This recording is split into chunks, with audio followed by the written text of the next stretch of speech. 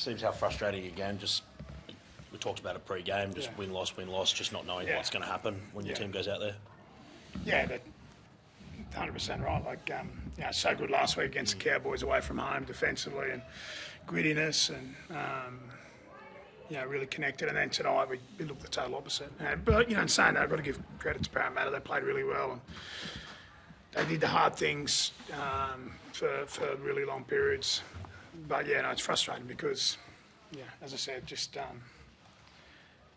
we were so good last week. So we felt as though we had turned a real corner the last couple of weeks.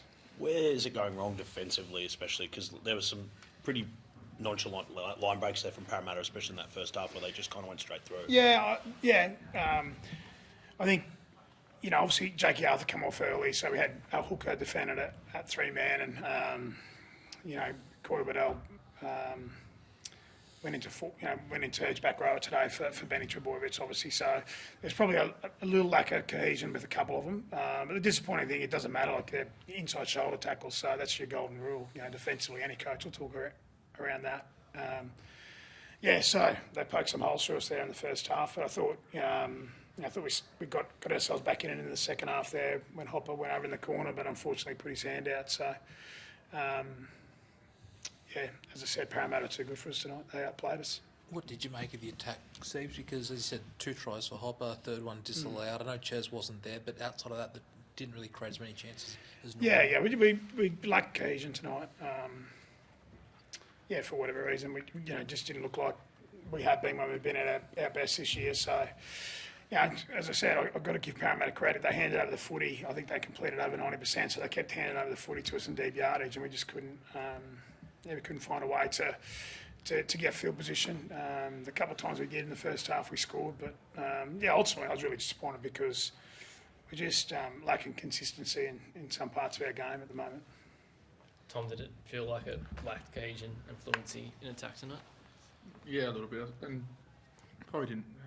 We didn't win the field position battle, so it's hard to attack out our own end. We weren't good enough. Any injuries? Seaward didn't come back on. I know Jake came back on at the end, but how are those two? Yeah, Seaward, obviously we missed him, and after he went off, he's got a little calf. I don't know whether it's a strain or I don't actually know what it is, but he wasn't able to come back on. Jakey Simkin was able to come back on. Jake Arthur was able to come back on. So they were the 3 major injury concerns. But we certainly miss Seaward. He's been talk about consistency. He's been ultra consistent for us this year.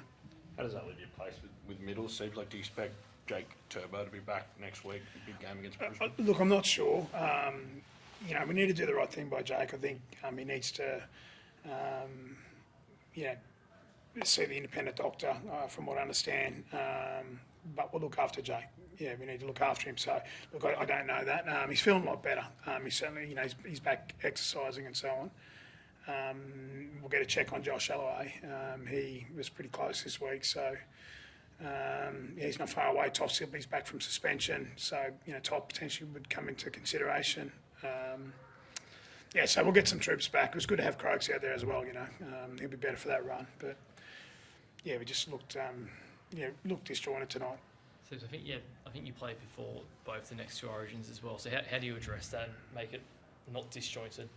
When you're missing daily in attack? Hopefully, as I said, if we get Jake back, we get Josh Alloway back, Toff Sibley becomes available. I feel like Croaks will be better for the run tonight. Matt Lodge certainly will be better for the run tonight. So, and Jakey Arthur, it's his first game since 2023 in first grade. So, look, there'll be some positive things. It was just really hard because we were so good 6 days ago, and so that's probably, why. A little bit frustrated tonight. And just on Jake, has he passed I know you say you're going to go look after him or not, but has he passed? Is he on track to have passed all the protocols? From what I understand from Dr. Bloomfield, yeah. Thanks, Cheers, guys. Thank you, guys.